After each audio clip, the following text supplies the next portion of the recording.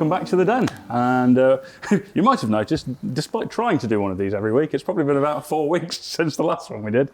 But this week, myself, Callum, and my brother Nathaniel, and the Den head honcho Nick Boaz are joined by Dave Rowe, who is the man behind EPS Motorsport, who are a, I suppose, motorsport electronics specialist in the UK and general all-round Audi buff as well. So hi, Dave. How are you? I'm very well, thank you. I'm very well. Good man. Yeah, it's hard to know what job title to have, isn't it? You know, them. I'd like to think, you know, international race car driver and part-time owner of EPS Motorsport. And Quattro hoarder of the highest order. Yeah. I've got a few Quattros and I'm shit at selling things. So, sorry, there goes the algorithm, doesn't it? Apparently you're not meant to drink alcohol on YouTube and you're not meant to swear in the first 5 minutes to make a good Wow. algorithm. Hide the brand. It fucks that up, doesn't it? So we know you for basically being a Motec specialist, a motorsport and wiring and electronics specialist, and generally all-round good guy. But I can tell from the accent that you're not from around here originally. So let's go right back to the start. And how did the car obsession start? And how the hell did you end up in this country doing motorsport electronics? I was born in Melbourne, Australia, and basically I love tinkering with cars, love working with my hands, love, bolting things back together. And I think for me, the sound of an engine and the smell and the everything, I was always fascinated with it. My dad was a machinist by trade. He was a tool maker. And then we've always had like lathes and mills and welders at home. And he always used to love modifying his cars. So, it was sort of inbred with us. And then I started as an apprentice mechanic back in Melbourne as soon as I could. So I tried to get out of school as soon as I could. So we left school at 15 and then got an apprenticeship as a mechanic. And then we, just quickly, I got a job in motorsport fabrication business back in Australia as well. And then we prepped rally cars and done some fabrication with rally cars and stuff like that. And then I got a job at Motec in Melbourne.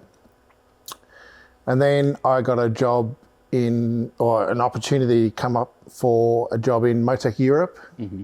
So I moved to England and come here for 6 months, and that was 25 years ago. Time just flew by. Yeah. So what was your position when you first got your job with Motec in Australia? I was a technician. So yeah, we basically, my role was in the head office, and we had a dyno cell, a Superflow dyno in there, and we were testing software and we were testing ECUs, like lots of stuff. And we were back when I started at Motec, there was only like 7 or 8 of us in the whole of Motec. Wow. And and at the time we were making throttle bodies for customers. We were doing adapter looms, all sorts of stuff. Just anything to sort of promote the business and promote the brand. We were doing customer training, dealer training, customer support, all that sort of stuff really. So I was there, I just sort of started at the bottom, never used a computer in my life, just because it didn't interest me, like it was all just sort of like hands-on back then, and there was no internet, there was no... What sort of year would that have been-ish? That would have been mid-90s, I think. Yeah. So yeah, that would have been, like, I think Windows XP was like new. Like that sort of, that sort of era. And like, when I was a mechanic, I just had no interest with computers and whatever. But this sort of, introduced me into computers because, the love affair of the, the engine mapping and the calibration. It became a tool rather than... 100%. Rather than something irritating. And it was quite good actually, because the the level of technology back then was proportional to the cars, wasn't it? You know, like you could get a factory car like a Subaru or something like that, and it was relatively simple, wasn't it, to convert to an electronic fuel injection or an aftermarket electronic fuel injection, you know, and they didn't have anything sophisticated dash-wise or, you know, like CAN bus, you know, like there's none of this. My God, nowadays, if you unplug one little module in any new car, you're screwed, aren't you? It just won't work. The mid-90s, I guess, was kind of, in my head anyway, I might be wildly wrong here, but mid-90s really was the big boom expansion period of standalone motorsport ECUs. Really. Yeah, that was, I agree. I would have said, I remember getting my first MBE one was in 95 or 96. That's unfortunate, isn't it? And somebody had to. Yeah. But yeah, there wasn't, you know, the choice was just growing then, wasn't it? There was a big proliferation of manufacturers launching ECUs, and a lot of people, so it was a big growth period at that point. Yeah, 100%. And I think that was the highlight for me. Like, for me to get that opportunity to go work for Motec in the head office was just phenomenal. You know, like I was at the right place at the right time, could do a really good job interview because the suckers hired me, and away we went. And I had a Mark II rally car at the time, and I just joined Motec, and I think I was doing a rally 3 weeks after I started work at Motec. Freaking broke my arm in the rally, didn't I? Oh, no. So yeah, they're all like, "Oh my God, how'd you go on the weekend?" I'm like, "Yeah, sorry about that." How did you do that? It was in my left hand actually. I broke the skyphoid bone in my A wheel wrist. Hit a wheel hit. Yeah, I kind of climbed a tree. That'll do it. That's one way of putting it. I climbed a tree, and as I was coming back down, it hoyed around and like snapped my skyphoid bone. And of course, the old adrenaline's going. You're still, she'll be right. Keep going. And like it was starting to hurt in the end because we taped it up and stuff. And so I was getting my co-driver to change gears. Yeah. So we had the first semi-auto Mark II Escort. And I remember it was the last stage. You were doing really well, and like, you know, I kind of only had one speed back then. And and we're bombing down this hill, and I go third gear, and he would like third gear, and I go fourth gear, and he goes. And I go, fifth gear, and he goes, "Are you sure?" And I'm like, "Come on." And he's like, "No, I don't think so." Okay, you know. But yeah, it was, but I broke that. But apparently that was from an old skateboarding accident that I didn't even know about. And it just opened up when I hit the tree and whatever, So anyhow. Bit of deviation there, but still, it was all right. It was just a left hand. I could still use the right hand, so we carried on and, you know, laugh about it now, really. But when you moved to Europe with Motec Europe, was that when they first set up a no, Motec Europe was already running, and you know, they had quite a few technicians here, and basically they were sort of interested in hiring somebody else, or they were short-staffed over there, and I sort of like volunteered myself because I sort of wanted to see the world. And my God, I love it. You know, like I originally planned to come over here for 12 months, and you get a 2-year visa with it, so they had to advertise here in England to say for the job, and then say that they can't fulfill it. That's why they have to employ me from Australia. And so that's why you see weird job interviews from motorsport companies sometimes, don't you? And so I come over here, October 2000, I come over here. And yeah, it was like a scene from Cool Runnings. You know, when they open that airport door. Holy shit, I'm like Dave from Melbourne with my shorts on. So I come over here, and then went up to Banbury, and that's where Motec was. And then this kind of leads on to the Audi thing, really, because I started, and then I think 2 days later, I was off to go support the first customer because back in the day, when I first joined Motec Europe, we were doing a lot of traveling and a lot of support for dealers and doing mapping and calibration and stuff like that for actual individual dealers. And that's how I met you as well, wasn't it? You know, through the Quattro. And then my first customer that I went to see was Keith Murray from Dialects Performance. And they gave me this little thing and the road book and mobile phone, and I'm fucking trying to, you know, drive down the road and then, oh my God, I'm in another country. And then even Motec were like, they rang me and they said, oh, where are you? What are you doing? And I said, oh, I'm just going past a little town called Granada. And they're like, that's the services, you dickhead. So, I mean, I was so green. I just, you know, but anyhow, I met Keith from Dialects Performance and we done a Audi V6 twin turbo thing. That was the first thing. And they allocated 2 days to do the mapping and stuff on it. And we done it in a day and it made 600 and something horsepower and whatever.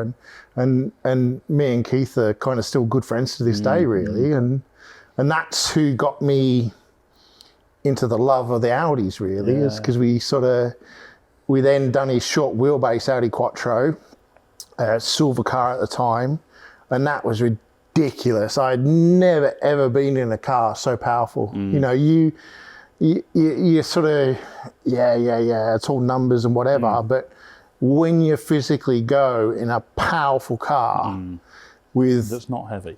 That's not heavy, correct. And I don't know, race car horsepower is different to road car horsepower, isn't it? Because it's like, just wants to hurt you, you know,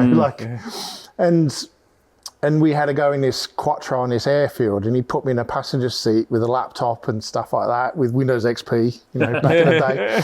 And we rip off, I always remember we rip off down this thing and I'm like, holy fuck, this is ridiculous. And he's like, how's that? Is that all right? And I'm like, dude, I pushed one button. Yeah, I haven't even looked. I'm just trying to hold on to the laptop at my lunch. And so after that, I'm like, I've got to have one of these. They are intoxicating. I mean, there's noise as well. I think there's a sort of bit of a link here, which you touched on, in that I think the very first time we met was when you mapped the short wheelbase Quattro, which funnily enough is on the ramp down here in this very workshop, which we were involved as Retro Power a few years back, and actually still to this day, despite it, I've driven faster cars, but it's still one of the most intoxicating cars I think I've driven. It's the combination of a few things. I think the gearing's quite short. It's not that heavy. That one is only, in inverted commas, 500 and something horsepower, low 500s, which is still, I mean, for a 2.2, it's still a ridiculous amount, really. But with that combination of the noise, the 4x4, the gearing, and it's just awesome. I remember it. It's pretty cool. It would like momentarily light up all four tyres through first gear, and then you just cheer up a little bit all four in second. And it's just, I can see why the bug bit. I love it. Yeah. And what was your first Quattro then? Well, that was my car Walter, the V8. So named after Walter Rowe, by any chance? Of course. All the cars that I've got in the collection, I like to name. The ones that I'm going to keep. The only one that I didn't name was my Evo 9 Pikes Peak car. Yeah. We just called it the Evo. The Evo, because we didn't want to get to know it and keep it in the family, you see. But all the cars have got names. And that was named after Walter Rowe, and that's space frame chassis. We went a bit unconventional. It's got a V8 in it because I'm Australian, so I had to. But we put the aluminium V8 3.6 litre in it with all like CNC ported heads. It's got everything. It's a little bit out of date at the moment, as in like spec wise compared to all sorts of new stuff. But that's all space frame chassis, 960 kilos, and at the time it was 730 horsepower. And then we then met a little kid at a show that said that wasn't enough horsepower. It's true. This little kid at this show, I was showing him the car and he asked me how much horsepower it had. And I told him it was 730, and he goes, well, that's not much. I'm like, screw you, kid. You're not even bloody 10 years old. And he goes, well, that one over there is 800. And I'm like, well, no, it's not. It hasn't got the right turbo. And I'm trying to explain to this kid about power and, you know, like the value of it. And he just had no idea. But anyhow, I booked the dyno the week after. And we I'll show you 10-year-old. Yeah. Booked the dyno, VP import fuel. And then we put it on, it made 913 horsepower and 790 foot-pounds of torque, I think. Something like that. You've got the 10-year-old in the passenger seat. I tell you, when I find him, when I find him, You haven't found him since I'm going to then. rub that dyno graph in his face. Go run him over. Yeah. So with that car, did you plan it from the very start to be the specification that it was, or did it kind of go through? Yeah, we did. Who did the tube frame on it then? I done it myself. Ah, right. Yeah, Cool. So I done all the chassis myself. I built that Motec at the time when I was working at Motec. I built like a little chassis jig and, you know, done all the roll cage, all the bits and pieces just after hours and stuff. And then I then left Motec and started up EPS. And then I got the car to John Webster's.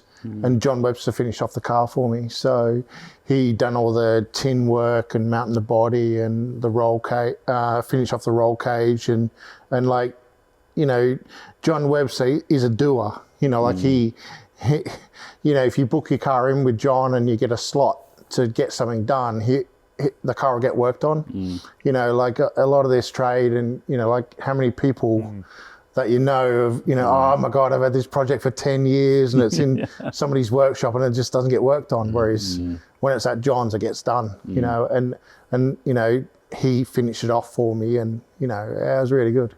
So you're doing well straight away with new business and could already pay somebody to build a car for you. Yeah, I've been doing this 15 years and I've still not managed to get it. Yeah. But I mean, I know you say that, like, you know, you're doing well, but the amount of time that goes by that you have these projects, that's kind of why they take so long as well. You know, you'd kind of, I look back at Walter when I built it and I look at it now and go, oh, I cheaped out a bit on that. Because you just couldn't afford it back then, can you? You can't always afford you know, and some stuff just wasn't available, like sequential gearboxes or whatever, whereas as time goes on, somebody makes a sequential, then put that in and, you know, go from there really. Yeah. So, you know. You always push for better, every project. And we have the same thing. We look back at the projects we did years back. At the time, they were absolutely awesome and they're still great cars, but I look back and see all the things that we didn't quite, I could have done better at the time, and you put them into the next one, and then but it's just that continuous push of, right, next time we're going to do this, we're going to do this, yeah, we're going to do this, 100%. which is the same reason, you know, some of the cars you've built more recently probably put that car to shame by comparison, but you learn and think, right, next time I'm going to do this. So what was the next car that followed? Well, I decided, like, I live in England and I've lived in England for like all these years and I've not driven around racetracks. I decided to go racing. So That's an expensive game. it is very. And I decided that I'm going to go racing and the first event I'm going to do is Pikes Peak. Set yourself a nice, careful, small goal. And, Because you're in England, let's go racing at Pikes Peak. Never been to every circuit in England with support and, you know, sort of working and stuff. And then I decided to build a car to race in America and then go from there. So that's when I bought a Mitsubishi Evolution 9. And then we went to Pikes Peak in 2013 and 2015 with that car. And then I sold it after that. So, yeah, we sort of, for me, you know, I love the Mitsubishis.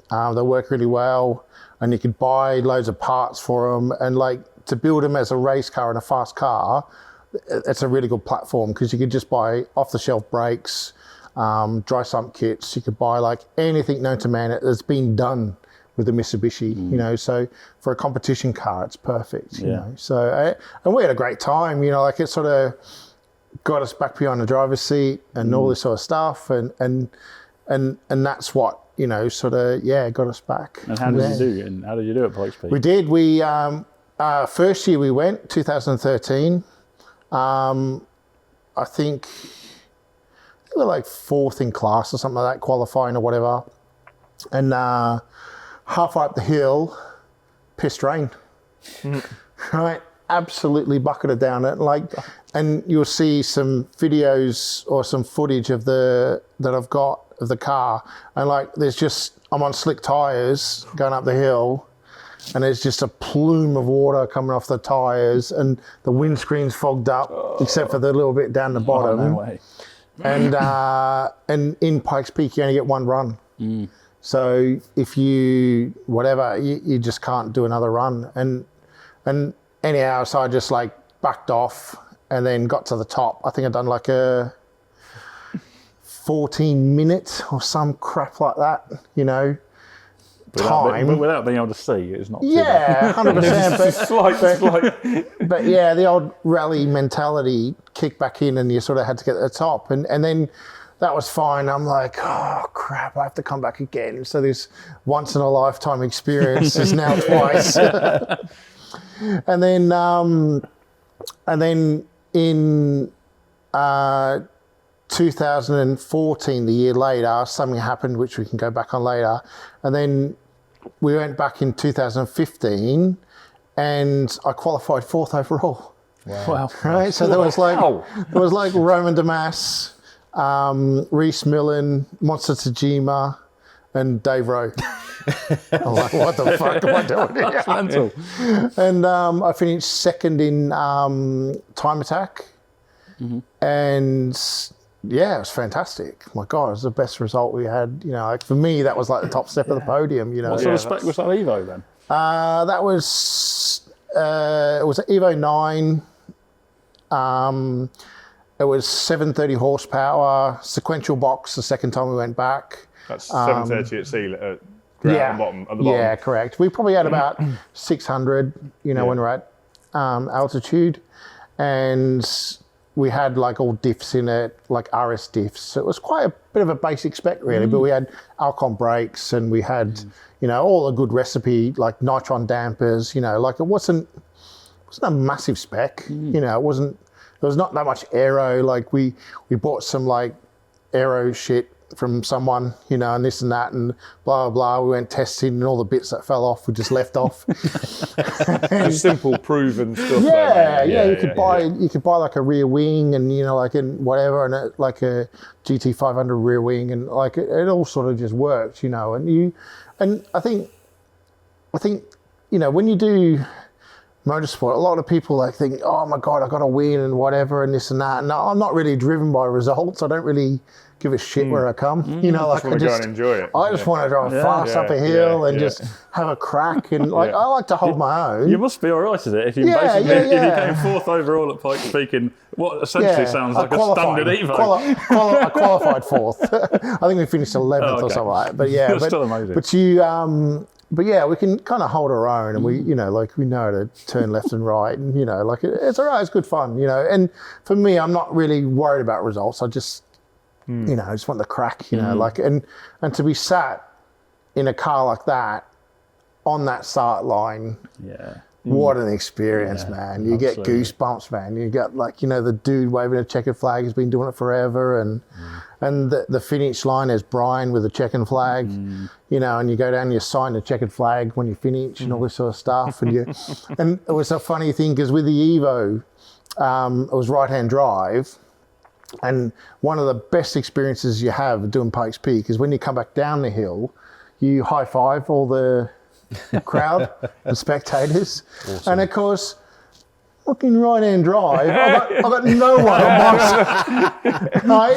So I must have had about waving I must have had about 2 or 3 high fives the whole way down of Pikes Peak. And so when we went back in 2015, I got a prosthetic hand and an umbrella, right? And so So I put this in, you send all your jacket up and your bag and stuff like up in this like truck. And so I put all that in there and like, so I put this thing and I put the glove on this prosthetic hand and I hang it out the window on the passenger side. Mate, it freaked out people. It freaked out people because they were like, what's that? But I got a lot more high fives that year. Awesome. So, And I bet at the time you thought, that's it, done. I'm not going back again. But maybe we'll come to this later. But I've a sneaking suspicion you might be back there this year. Yeah. So, but I've been back twice since as well. Yeah. So, because 2014, I went there to work with a Porsche team, a French driver, just to do his Motec and whatever. And then when I got there, turned my phone on, I must have had, I don't know, 50 mixed calls from my family and whatever. And they said, look, you got to ring your dad. And I rang my dad and my brother died, right? Same week as Pikes Peak, you know, and the last time I seen my brother was at Pikes Peak because he come out to America to help us out. Yeah. And he always said like, oh, dude, you got to build a batshit crazy Quattro and do Pikes Peak, you know, because he knew I had Walter as a car. And he said, you've got to bring the batshit crazy Quattro here and just have a crack, you know. And he passed away. And obviously we got a small inheritance from him passing away. And that's why I built the S1E2 Pikes Peak car. Nice. And that's why it's called Ray, because his middle name was Raymond. So we called it, it's Jason Raymond Rowe. And so we nicknamed the car called Ray. And so it was in homage to him. No pressure to do a good job on it then. Yeah, 100%. He didn't quite give us enough money to finish at the tight ass because we got a few upgrades, you know, done a few bits. And then we went back in 2017 and I had a nitrous solenoid fuck up. And basically I had a real shit run. It kept cutting out and whatever. So I was like, oh, I've got to go back again. So I went back in 2018 and the car was amazing. We had better diffs in it and all this sort of stuff. And I had the freaking fan belt come off 6 minutes into the run. And I'm like, I ain't stopping. I don't give a shit. And I'm like, I had the warning lights on the dash. I got to 135 degrees engine temp for 6 minutes. And I sort of like just tried to manage it, you know. And I got so hot, the water temp sensor failed and went to the cold start map. That's all right, at least it was rich. Call it off It probably saved it, to be fair. Yeah, so I like managed it to the top and I'd done a 10-minute 43 in Ray, and it was 6 or 7 quicker than some guy called Walter Roll. Wow. In the same Quattro. Yeah, he was on gravel, but you know. Don't talk about that. Awesome. You know. So yeah, we went back and we done that with that car, and I'm like, oh, that's cool. And then, but we all, you know, when you talk about upgrades and whatever and stuff like that, you sort of, it gets out of hand, doesn't it, when you're in this gaming gig, and you sort of, you think, oh yeah, if I just upgrade this, if I just up that, and it gets to a point where you go, fuck it, let's just build a new car. And so, and everyone complains about, oh, the big front engine Quattro that's heavy and whatever, and that's why we built Grumpy, the mid-engine Quattro, and nobody's built one. No. And I kind of know why. Going back briefly to Ray, what's the spec of Ray? Ray's 1,090 kilograms, 1,000 horsepower for the internet, and it does make 1,000 horsepower. We've kind of run it with about 750, 800 horsepower at Pikes Peak. Sequential 6-speed, conventional sort of rear diff, conventional sort of suspension for it. It's all Alcon. It's made by Drag Power in Bulgaria. Right. And it's like a 6-speed version of the original one. Yeah. And it's only geared for 135 or 138 mile an hour. And so that's one of the things we've changed for the new car. We'll put some slightly taller ratios in it because we've done 220 gear changes on a run at Pikes Peak. Wow. Man, you've got arm pump when you... Yeah. And it's a real gearbox with a lever, not PlayStation crap, you know. Like, so that's... Yeah, it's a mega thing. Was it Webster on the chassis build again? Yeah, Webster on the chassis build, yeah. So I sort of got Keith back involved from Dialinx Performance. He's the one that shortened the chassis for me. So we got 2 cars. You get a Quattro Coupe and a Audi 80 for the front. And Keith from Dialinx Performance, he done the chassis conversion for me, like all the shortening and stuff, and grafted in all the pillars and stuff like that. And then once that was done, we got that over to Webster Race Engineering, and then he done all the roll cage, the shell prep, made the tunnels, made the exhaust and stuff like that. And then, you know, this was my second build with John Webster, so you kind of get to know each other then, don't you? Everyone's a bit quirky with the way you deal with people, aren't you? And now I've got it sussed now. You just got to like make it. You know what you want, but you got to make it John's idea. Well, I shouldn't say this, but there is a little bit of that with us and our clients sometimes. It's that element of, I think I know this is what you're going to absolutely love. Yeah. But let's try and get it across in a way that makes it seem like it was your idea. Yeah, 100%. And to be honest, that's how you got to kind of manage, you know, like the whole build in the scenario, because the builds are long. Everything won't go to plan. Everything will cost way more than it should do. They're all just growing pains of building cars, you know. It's a relationship. That's the thing. 100%, with that sort of job, it's not just you're not buying eggs at the supermarket. No.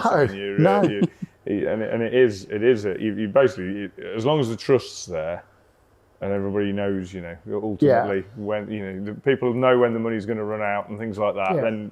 Then within that framework, you can usually work something out. 100%. And that's the joy of all the builds take a long time because it's just fact. Like you can't expect one person to just solely work on your car.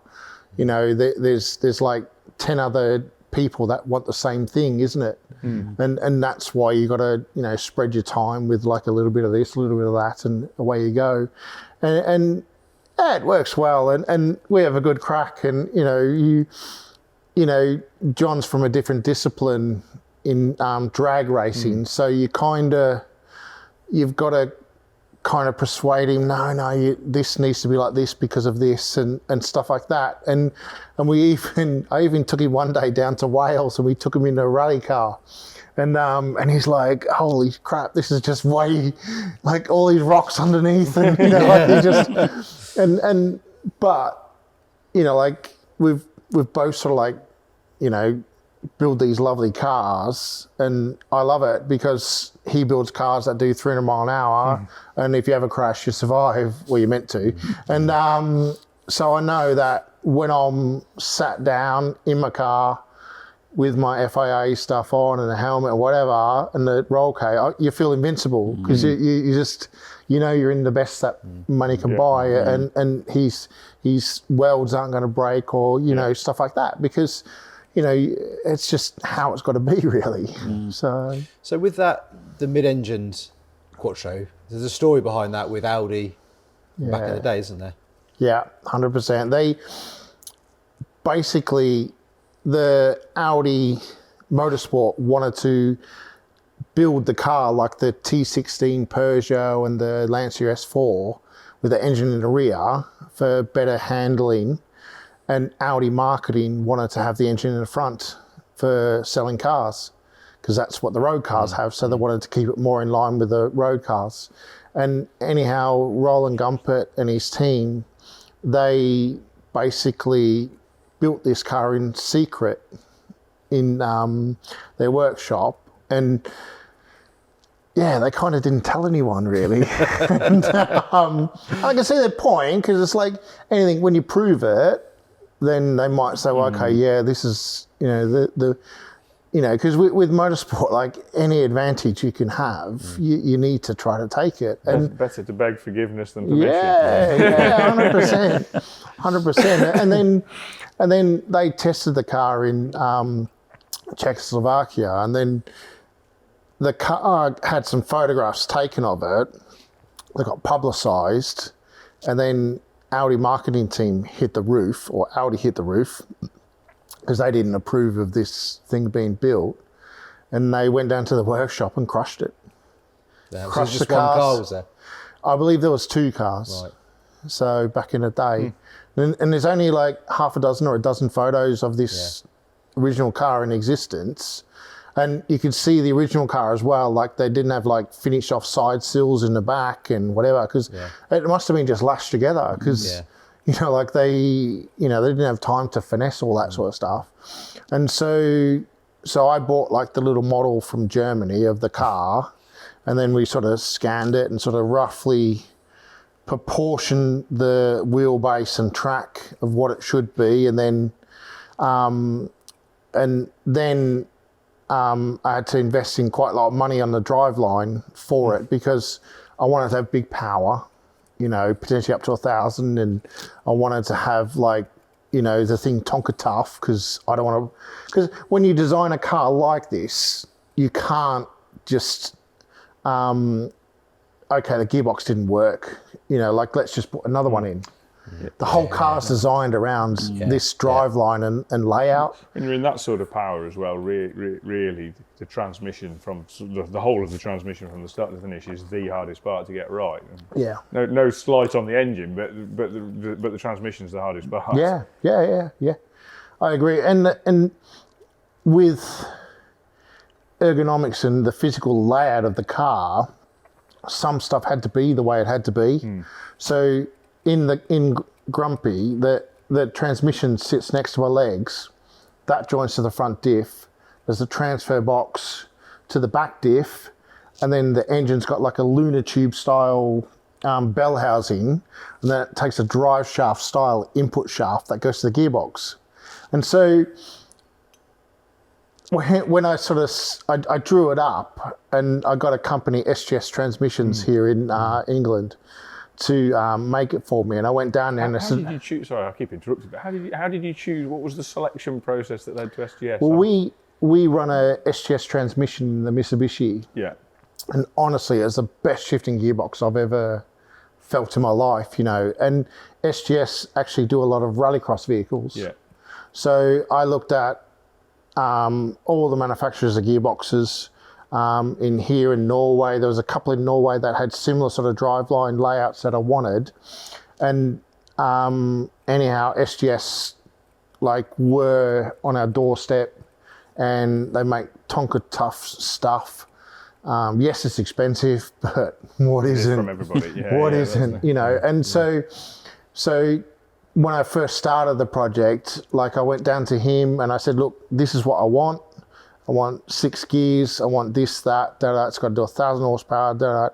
And I could just see him going, because he's going, the engine turns this way, this gear goes, and I'm like, dude, I don't need a decision now. And so he got one of his existing gearboxes that he had, and then his transfer box, he took one gear out, so it spun a certain way to drive the rear diff.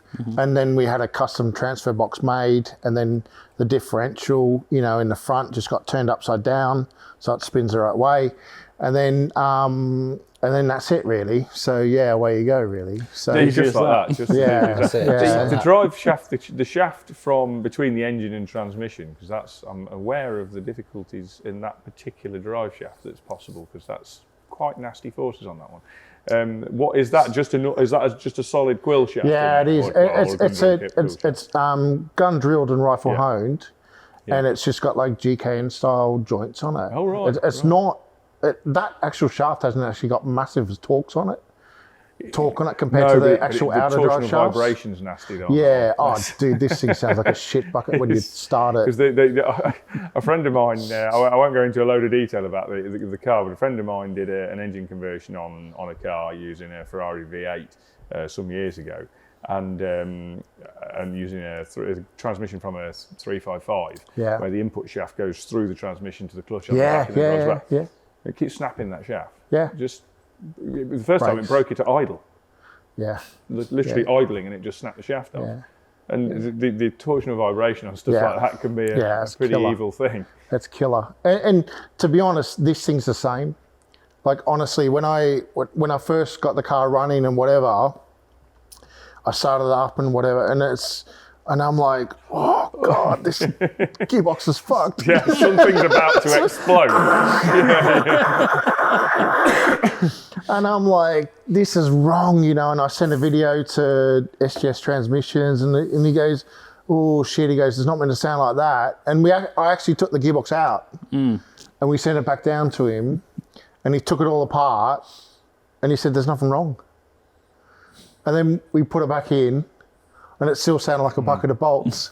And basically, it's that CV joint style input shaft and whatever. The shock load from the engine on that. It's just, it honestly sounds like a bucket of bolts when you let the car idle, you know. Yeah. And even some of the, we do some stuff with BBM Sport, and they've got a Peugeot diesel race car, and that, if you let it idle, it'll break the input shaft. Yeah. Of the transmission because of that vibration that you're talking about, and to warm the car up, you've got to sit there at 3,000 revs to stop the gearbox making this racket.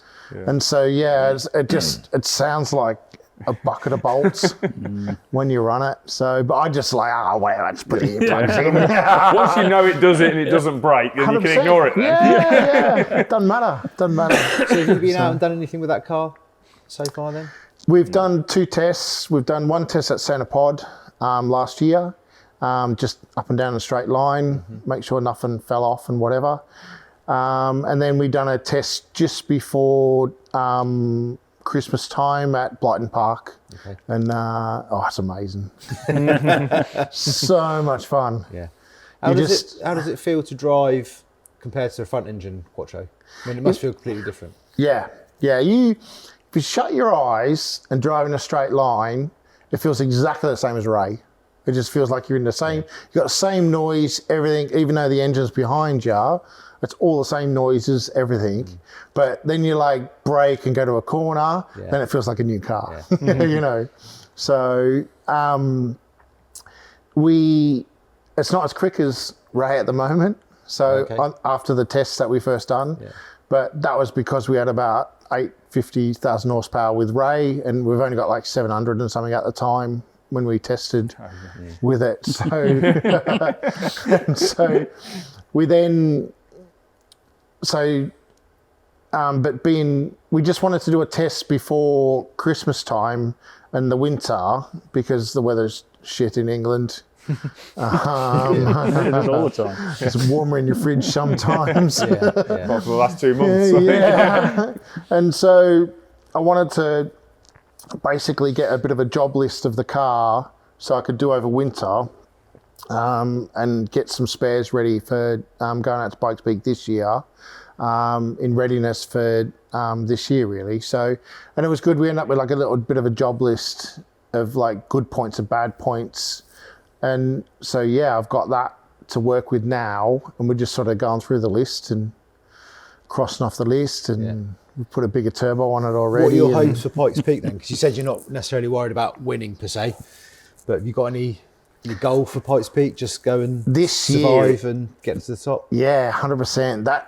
That's the ultimate goal for Pikes Peak, is just if you can... Because they always say you're racing the mountain because the mountain decides because of the weather. There's so many variables, and it's such a hard challenge and, you know, complicated event to do. I think my goal would be to have a full power run from the top to bottom or bottom to top. Don't go the other way. Hopefully not fall down the bottom when I'm going up the top. To have a full power run with a car with no problems, that would be my ultimate goal. Awesome. You know, so that's this year's goal, and it's going to be a hard challenge, I think, especially with a new car and the potential, you know, problems you get with a new car.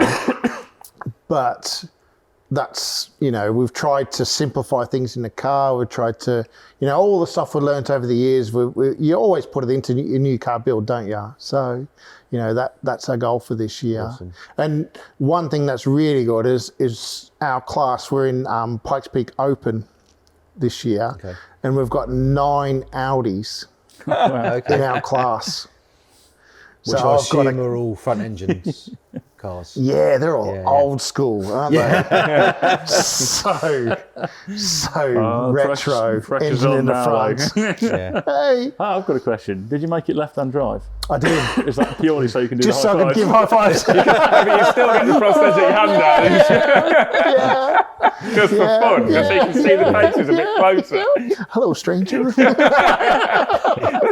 strong hand. But no, we've made it left-hand drive, which is another problem as well, because like when you drive around in right-hand drive cars all the time, like my spatial awareness is crap, man. Like when we went testing at Brighton Park, freaking come in, big scratch down the right-hand side. You keep hitting shit, don't you? You miss everything on the apex. Managed to get up a blooming mountain. If it was a tatty old thing, you'd have missed everything. But because it was perfect, Yeah, and yeah, yeah. done. Yeah, In fact, I noticed there was a little was it a dinosaur sticker or we something did, like that. Is yeah, that covering yeah. a bit of damage? Yeah, the Darren that painted it, he gave us like a massive lecture on, you know, do this, do that. When you get home, take the bubble wrap off the paint because you're gonna like damage it and all this sort of stuff. And I'm like, yeah. I just want to get home and build my car. And of course, I got it home. Next day, big scrape down the side of the back bumper. I'm like, shit. So I got one of those little kids' plaster band-aids of a dinosaur, and I put it on, cover the dent. It's still on there now, actually. So, you know, but yeah, that's all right. You got to cover these things up, don't you? I saw when I was having a good look around it because, of course, it was here very kindly offered by you to bring it to our the launch party we did for this very place. And I spotted some very cool details, and you showed me some very cool details. I'll come on to what maybe your favourites are, but some of the things that stick in my mind. One was the dash, where you've done the dash broadly, I guess, looks like it would have done when they built it, except you've got a couple of little like Zeus fasteners or something that you can take the analog clock out, unplug it, and it's got a Motec DigiDash behind it, so you can make it look period correct or have the display, which I thought was incredibly cool. The doors, that you got that random notch out on the door, which you explained to me because I was wondering what that was, and it's the fact that you've converted the door hinges so they're basically just hooks, and that notch means you can just open the door and lift the door off without undoing any bolts. And I love the little, I think it's actually a steering wheel keypad that you've put in the engine compartment for the fuel pump out, which is so convenient. So posh. I don't know how I've never seen. I don't know if you've seen it done before, but I've never seen that done before. I thought it was. So from a mechanic's point of view, that is awesome. Yes. Oh my god, I love so that. good. Exactly. So good. Is it start and fuel pump you've got on a keypad in the engine bay, which is great. But are there some other sort of features that are your favourite parts of the car? Yeah, and to be honest, the ones you mentioned are really good. You know, because that little keypad in the back, and like anything that we all do, like we have, you know, because I do wiring myself and like all the electronics myself, I like to geek out on, you know, whatever. And it's a good showcase for what you can do to your customers. And then all of a sudden they want it, and then they buy a keypad and whatever. We'll put a link in the description below. But it's anything to make your life easy, isn't it? You know, and then you think, oh my God, that's, because everybody has a pump out switch, don't they? Little toggle switch for the pumping the fuel out. It's miles away. Yeah. By the time you get to the switch to turn it off, the fuel can's gone everywhere. Exactly. Yeah, exactly. and you know, £9 a litre, you don't want to be doing that with the race gas. And so yeah, there's that. What I love the seat the best. We got some original Quattro, like old school, like tartan or whatever you call it, to recover the seat. So we got a brand new Recaro SPG seat, ripped it off, threw it in the bin, stitched a new Recaro seat cover, so it looks like period old school. Awesome. And that's, to me, that's the law of Audis. You know, like it's got to have Salvert seat belts, Recaro seats. You know, it's got to have Alcon brakes, because that's what they had back in the day. Yeah. You know, so we've just got like the modern take on that. And the Motec dash would look so out of place if you had that in front of the driver. You know, so we've gone to like old school video gauges and stuff like that. And the actual Motec dash actually drives the gauges. Okay. Okay, so we've got the Motec dash has got analog outputs that you could actually drive on a duty cycle how the gauge works, right? And so for instance, we have like oil pressure into the main engine ECU. That does its thing, makes protection, does data logging and all that sort of stuff. That gets CAN bus to the Motec display, and then that drives an analog output table, which controls how the gauge works. So yeah, you can make a table for all the gauges to make them work. So I love that's really good. It's really good. We could geek out about That's awesome. electronics and ECUs and PDMs. Yeah, it is super cool. Yeah, It's super cool. And we've got there's not a lot of buttons and whatever. We've actually got like a modern keypad up on the top of the roll cage, and that's hidden up there so nobody can see it. Yeah. And so that sort of turns the car off and on, and you know, all that sort of stuff. So yeah, it's good. It's good. So you know, you see a lot of these modern cars now, and the steering wheel's got nothing. It's just a steering wheel, which is unusual for a modern race car nowadays, because you know, most stuff's got like wipers, blinkers, you know, like mode switches for launch, traction, you know. Any of that shit, fuck that. I just want to turn left and right, and then, you hardly look at your gauges when you drive a car like that, because you half the time got your eyes closed. You just don't look at it. It's just so fucking fast. You just you'll share Matt's view on this, because you've got a massive orange indicator, which I presume is that's oil right. pressure. You're the same. I just want a big oil pressure. I'm only doing autographs. So you're obviously very short period of time in the car. What the hell do I want to look at anything else? If it needs to rev more, I need it to rev more. If it's run out of revs, it'll stop revving. I want a temperature readout to know if it's warm enough to go to the start line. Just to check it's warm. And just get on with it. Get on with it. The rest fairly pointless. 100%. And then that's the joy of like modern management systems and stuff like that, is they can manage things. You can set warning alarms up. You can do compensation tables to kill the boost if the temperatures get too high. You know, all this sort of stuff. So you can try to manage the situation. And that's kind of what we do with the car, is we have all these preset alarms and cutouts for the car, so that I can just concentrate on driving. And then I'm that bit. 100%. And then, for instance, at Pikes Peak, I just go in and turn everything off. Well, this might slow me down. 100%. Because I want to see an alarm to tell me what's happening, but I want to decide when I'm going to stop.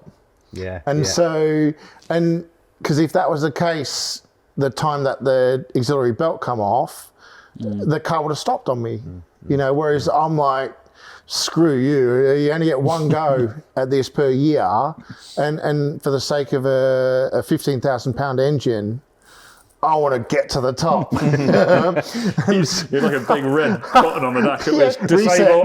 Disable all safeties. You want to go over the fishing line, over the finish line in like a big fireball. 100%. You got to get there. Conrod falling out behind you. On the road, 100%. Going back to more mundane mechanical bits of the car, I'd kind of caught bits of a look, but I've not really looked in any detail. The suspension on it. What a price! They're Audi R8. I thought that's what they were.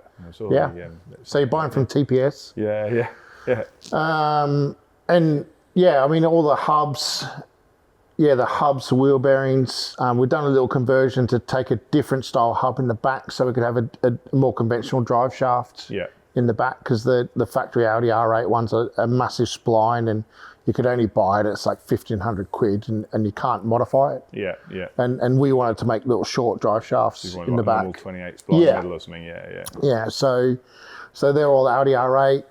The suspension was very cheap. You know, I think it was like 5,000 quid or 5,500 quid for the whole lot. Upper and lower arms, hubs, bearings, and that's cheap. You know, like if you had to have custom wishbones and fabricated or whatever, you'd be talking 20 grand or something like that, wouldn't you? Maybe more. And then you got to engineer it all and whatever. And I kind of figure Audi's done all that. So, and then we got the steering racks out of a Mitsubishi Evolution 6, right-hand drive, because it's on turned upside down for left-hand drive. It actually makes the wheels go the right way. The amount of sleepless nights I had turning a rack and pinion in my head. I've got a story. I've seen Nat looking at me. We've got a story there. I'm not even going to mention the car, but we bought a steering rack for a car, and I can't remember whether we knew it was going to be flipped the other way or what. But in some mysterious loss of was it a clown car? We put it all in. Steering for the first time, and it steered the opposite way. It was a front mount rack, wasn't it, that we put at the back, but we hadn't realised it was also a left to right hand drive conversion, which is where the confusion came in. That would be so funny. You should have just left it like we that actually said that at the time. We were like, just leave that in. Just wait for him to drive out. What's going on here? Luckily we noticed straight away and finished the car. We go, take it for a spin. Crash. Literally drive into the workshop wall on the way out. Classic face palm moments. It was so stupid. We were all in hysterics. It's so easy to do, isn't it? You know, like when you look back and you think, oh, what a you know, just like. But the amount of times I laid in bed going, this is the right-hand drive, but the rack's on that side, and and like, but you still put all in, and you connect, and you go, oh god. Now just think about your man at SGS's brain. I was about to say about the diff. The number of times we talked about diffs and turning them upside down to do a front diff, and you do this thing where you like imagine the pinion spinning and going over like this, and it's going. The wheels are still going that way. Then which side of the crown wheel is it driving on? Is it driving on the drive side or the coast side? You've got to do a reverse cut crown wheel. Or do, as I always bring up at this point, or do what Rover did on there, which is just fit the diff upside down and don't worry about the fact it drives on the wrong side. It's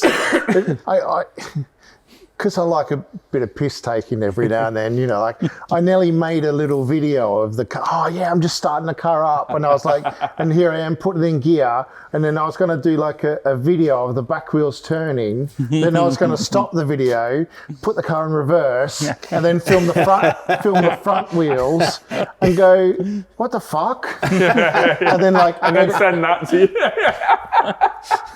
I thought I'm going to cut this video together and I'm going to send it to SGS Transmissions on like a Friday night or something. 5 o'clock on a Friday. He's probably like second vino, you know, like relaxing. Bit of a hitch. Yeah, what the fuck? Yeah, and I thought, nah, better not. But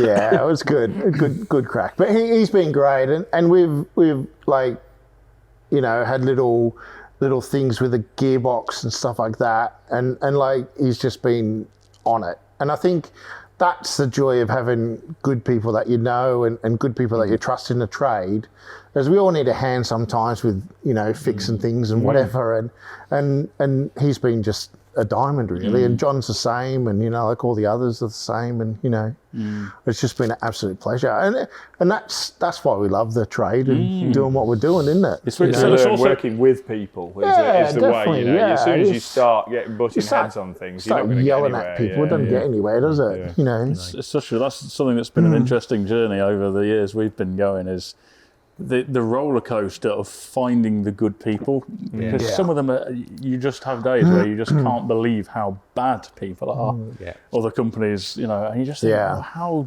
can you go on like this? And then it's this amazing feeling when you find somebody like yourself, or you know, we've got quite a nice network of people, machinists, and you know, all these guys, and it's a pleasure working with them.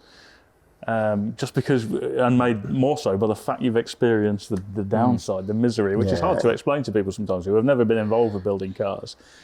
And they say, "Oh, just buy these bits, or just go to this place, do them. Look, I can see it on the website." Yeah, and you're like, shit doesn't bolt on. The good people are never cheap, but always good value. But they often will work with you and give you their input as well. They're interested in the project rather than what do you want me to do? And then you spoon feed them with what you want, and then it's not quite right, and then they give it back to you. And it's like, yeah, well, I thought that might not be right. Well, it would be nice to have a phone call and share your thoughts. Do you know what I mean? And I think the good people do. Yeah. And I've worked with a lot of really good people who will kind of phone you up. Oh, what, I'm not sure if this is going to work because of that. And you go, oh, well, okay. And then it's their expertise, which is why you're using them. And then everything just sort of comes together. Yeah. I had this exact conversation. In fact, it was on one of our uncut videos recently that we've been through a nightmare with some subcontract 3D printers. And you can name and shame, mate. Name and shame. Well, kind of didn't-ish. In not to, if you have to watch the video, they made the list, but don't they? But I then was recommended somebody, and the exact conversation I had, he came over, the rep from the company, and I said, look, when I work with the machinists we work with, I send them the model, and often they'll come back to me and say, have you thought about this part here? This might be easier to machine if we do this. Is this right? Question things, look at it, question it, and that's what I want. I'm not. We're not. It's just nice that you can put your input in it as well. And he was like, and sure enough, they went away. And the first job I did for them, he came back to me and said, actually, could we tweak the model slightly here because you'll get a better surface finish. They were doing like a shot peen finish on it. That's really and good. He said because the material thickness affects the surface finish. He said if we shell out this part on the back, it'll be the same thickness all the way around, then you'll get a more even finish. And I was like, yeah, awesome. That's what I want. Yeah, it's so good in that. It's so good, and I think that's the joy of the industry and the trade, and doing the, like what I enjoy about doing the motorsport, like on the side, is you learn so much, and you get to meet so many cool people that are willing to share their experiences and share their knowledge with trying to make stuff better, and it's the same as like the videos that you guys produce, like showing people what's involved in building a cars like you're doing. Because if you went up to someone and go, right, that Mark 1 is worth, that'll cost you 300 grand, they'll punch you in the face. Wouldn't they? They'll absolutely punch you in the face. And but if you show them what's involved and the process and the sheer amount of time and effort required to build cars at like your level, it's priceless. And you gotta, and we all enjoy it. We all like watching build series. We all like doing stuff, and I think that's the joy. We've invested in quite a bit of money to make our own YouTube channel and stuff like that with the build of the car, and I've really enjoyed that because that will stay there in history. And I could look back at that when I'm old and knackered, hopefully not too soon, but and that will always be there, and hopefully it'll inspire some other people to do the same as well. A bit of a reference for people. Yeah, 100%. And like when you do open up and put stuff on YouTube or multimedia and stuff like that, I don't think you should be scared, because I think a lot of people get frightened about showing your work and whatever, but it's not necessary. You'll get loads of keyboard warriors saying, I wouldn't do it like this, wouldn't do it like that, whatever. Everyone's an expert. It's like, and then you look up and they've got a fucking shitbox, car themselves, and they've never done a thing of, whatever worthiness in their life. Yeah. But just, dude, you get more good out of, showing the project to like-minded people. And you'll get people approach you like that get know the journey that you're on, and they're willing to help you more. You don't have to put a resume in to get a discount or whatever, because everyone sort of already knows you and stuff like that. Yeah. So and we're all in it for the long haul. So just enjoy it, really. Yeah, it's people sort of often say to us, well, why are you showing everybody everything that you do? You're giving away all the secrets. And we've had this conversation with a few people, and it's like, well, if it was, you should only be scared of that if what you're doing is incredibly easy to replicate, which it isn't. It takes hard work. The stuff you do takes hard work and dedication and a passion for it. And there's just no reason not to show people that, because we're proud of it as well. Incredibly proud. There's a lot of skill there that you can't just copy. Good. I'd be glad if I'd helped somebody copy that. Then that's great, because they'll be better for it. They'll have learned. And maybe we didn't get everything right, and maybe we'll learn from some people that are watching that have got better ideas, which comes up as well. But at least if somebody can learn, that might help somebody build their project. Yeah, and, definitely. Good. Good. Definitely. And I can't build everything. No, that's right. And for me, and you're same as yourselves or whatever, the more stuff you do yourself, the better it is, isn't it? Yeah. You know, and I'm sure if you guys could do more things, you would do more things in-house, because everyone, does the most detail and attention to detail on their own projects, and that's why you see a lot of these home builds of people's cars and stuff, and they're absolutely phenomenal, aren't they? And the perception of it costs a fortune to build cars or whatever. It's not always the case, is it? Not necessarily, depending on how much dedication and time you can put in. You can save a lot of money using time. The difficulty is if you've not got either. That's right. Yeah. I mean, stuff costs money and whatever, but for you to learn how to do your own wiring or or paint your engine bay or tidy up, whatever, then, all that stuff doesn't cost you anything, does it? It's all just stuff that you learn as you go along, and, just take time, just, make it the best job you can. And then you don't have to revisit things, and you don't have to, do them again. So that's kind of what I've tried to do with this new build, and it's working, because you kind of, every time you go visit something, you go, well, I don't have to touch that, because I know that that's right. You could just move on and just try to, make it the best you can, really. So Pikes Peak this year? Yep. Big question I've got, probably as the last question, is have you already got the next project in your mind? Oh, mate, honestly. Nah. There's got to be one more bucket list car. Because I bet when you built Ray, you were like, right, that's the bucket list car built. Yeah, I know. I don't know. I don't know where you're actually going Audi-wise now. No, I think I've done the Audi platform. I don't think I could do... There's nothing else. Because I'm not into anything more modern Audi-wise or whatever. That's, mid-80s is good enough for me. I'm kind of done. I mean, I'd love to build an S4 or something like that. That'd be cool, wouldn't it? Twin charged. Yeah. That would look cool next to Grumpy. I guess it would be a similar build process to Grumpy as well. I've got so many parts from Grumpy spare. In fact, you pretty much just use the same drivetrain, but what engine would you put in it though? You'd have to put something 4-cylinder in. You couldn't put.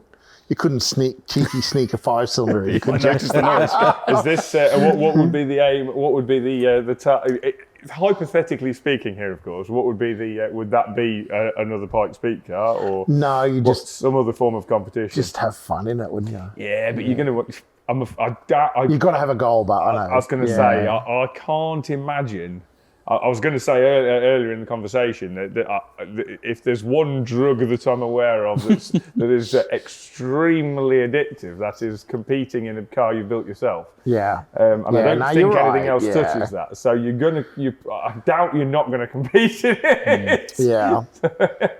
It's hard. I don't know. I think when you finish building a car like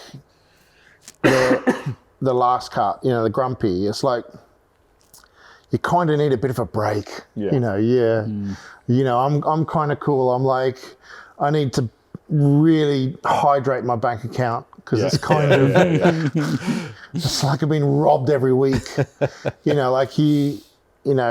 buy a spare alternator, and I've built a spare engine for the trip to Pikes Peak, and I've done this and that, and I've got drive shafts coming, and every week you're just dishing out, and you kind of, I just better get, give it a break.